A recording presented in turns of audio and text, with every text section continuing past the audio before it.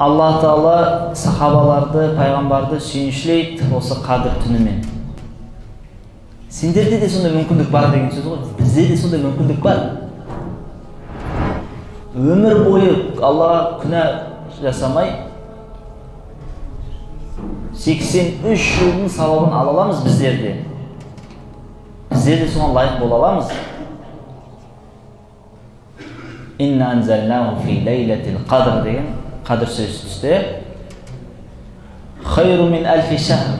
Бір түн 1000 айдан хайырлы, 83 жылдан хайырлы. Сіздің ғибадатыңыз, дұғаңыз, құлшылығыңыз, намазыңыз, зікіріңіз дәл сол түнге сәйкес келсе, субханалла, сіз ең бақытты адамсыз. Өйткені сіз 83 жылдық ғибадаттың бірін алдыңыз. Ертең қияметте амалдап жеріңіздің ішінен 83 жыл ғибадаттың сауабын көрген кезде таңғаласыз. Субханалла, мен 83 жыл өмір сүргенім жоқ қой.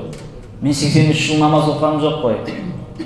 Құлшылық қылғаным жоқ қой деген кезде сенің сол қадір түнінің сәйкес келгендігі үшін Алла Тағала соған сондай сауап береді.